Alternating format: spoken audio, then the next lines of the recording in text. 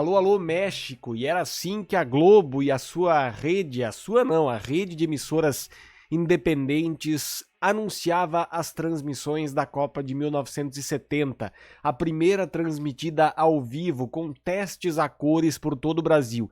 Mas qual era a realidade da audiência dessa época? Vamos falar sobre essa transmissão em pool que teve uma característica muito única. Somente um canal de áudio foi disponibilizado. E aí, as emissoras tiveram que se juntar para transmitir juntas a seleção brasileira no tricampeonato do mundo. Começa agora mais um Guerras de Audiência.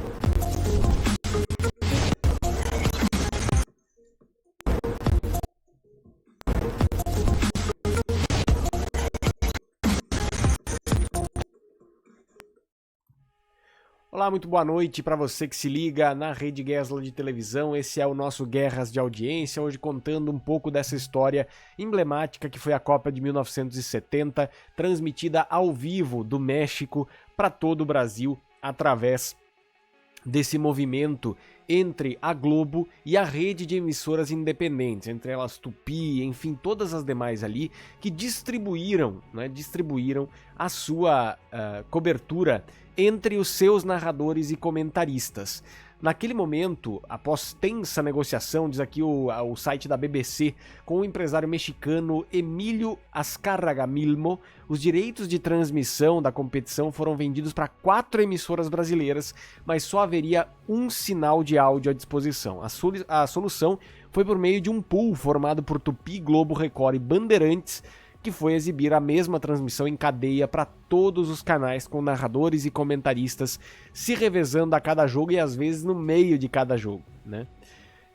Temos então Fernando Soleira, muito importante nessa transmissão, Geraldo José de Almeida, Walter Abraão, Oduvaldo Cosi e a companhia dos comentaristas João Saldanha, que foi técnico da seleção nas eliminatórias para a Copa de 70, Rui Porto, Geraldo Bretas e Leônidas da Silva. As transmissões, elas eram muito conectadas desse jeito, né? Quando a gente olha aqui para os principais anúncios que aconteceram naquela época, naquele momento, a gente vê como a Globo anunciava, a Globo e as outras emissoras acabavam anunciando essas informações aqui através de anúncios bem rudimentares. Vejam só, Brasil e Tchecoslováquia às 19 horas, hoje Tchequia, né?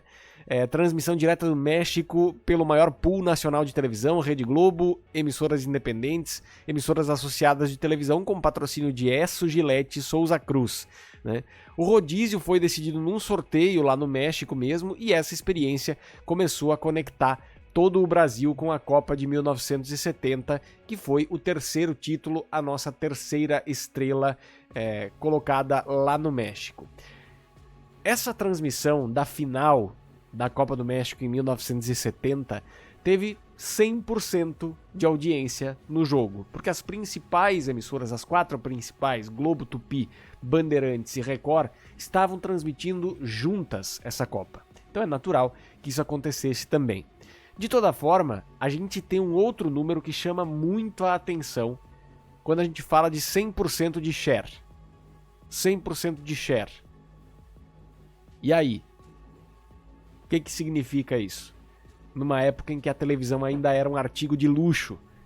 Quantos brasileiros estavam assistindo pela televisão a Copa de 70? Quantos ouviram pelo rádio? Certamente muito mais do que pela TV. A gente vai falar desse número daqui a pouquinho. Eu encontrei aqui alguns comerciais da final da Copa de 70 no canal de Guilherme Lima, e a gente vai acompanhar a partir de agora para poder comentar um pouco sobre eles também e trazer para vocês um pouco dessa emoção que viveram os brasileiros em 1970. Muito bem, aqui temos então essa informação, e aí trazendo aquilo que eu queria mostrar para vocês é que na época o Brasil tinha 25 milhões de televisores. Era uma quantidade pequena, né, perto do que se vê hoje em dia, principalmente porque era um artigo muito difícil de você conseguir chegar, de você conseguir conectar naquele momento ali, E o rádio era muito importante também para chegar mais rapidamente de uma maneira mais barata para o público de casa.